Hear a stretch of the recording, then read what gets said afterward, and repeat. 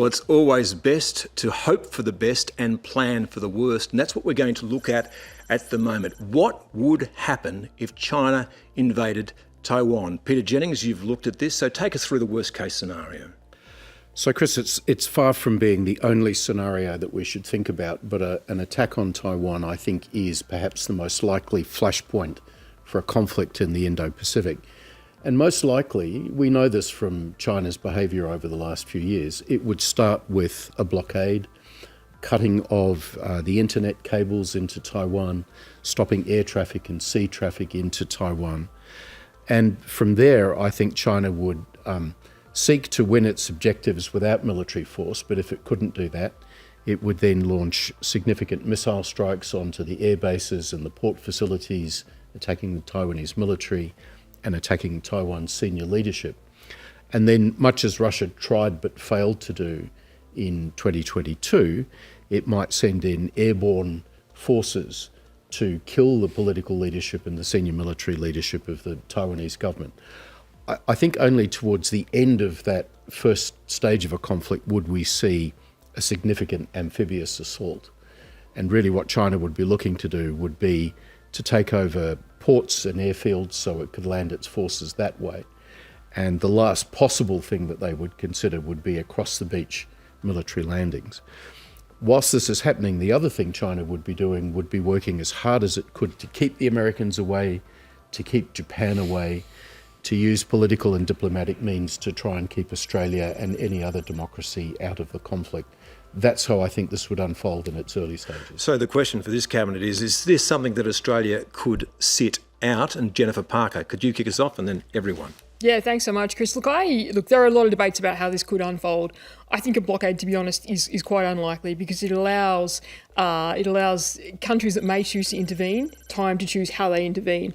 I think we need to be very careful that it may involve a quick strike. And if it involves a quick strike, that's a difficult invasion of Taiwan. That's 100 nautical miles across the strait for a difficult island. I find it highly unlikely that if China makes that decision, I don't think they've made it yet, that they wouldn't necessarily attack Japanese and US forces in the vicinity, which means it is a regional conflict and it's not a decision about whether Australia is involved. Our ally and two partners have been attacked and the region is now in conflict, and that really impacts our national interest. So I think it's going to be broader and a lot quicker. Mike? Well, I think the counterfactual just needs to be considered, just to answer your question. How do we avoid it? So let's step back from the question of whether we should be in, or to Alexander's point about using a coalition to try to deter or defeat this. Let's say there's a government here that wants to sit it out. Here's what they'd have to do. They'd almost have to immediately abrogate the key provisions of ANZUS, because ANZUS actually requires more than consultation. It requires us to act together to meet a common danger, which includes an armed attack on one or the other party, including its armed forces in the Pacific area. So there's a treaty issue. The Americans would be entitled, unless we ripped up the treaties and closed Pine Gap and Northwest Cape down, to keep using those facilities to support their war operations, both Pine Gap and Northwest Cape. Northwest Cape, famously, going right back to Mr. Whitlam's day, communicates to US nuclear submarines, including with missile launch orders. Then the point of discretion that a government might have is to say no to forced projection from Australia. That would be a very, very big decision to take. To say no, you can't launch your submarines from Stirling, nor transit your B-2 bombers, say, through Tyndall. Mick? I think two other things to take into consideration here. The first one is it's very unlikely that if Xi did make this decision, it would just be a China on America thing. There would be strategic distractions on the Korean Peninsula and in Europe, which Australia would also have to think very seriously about.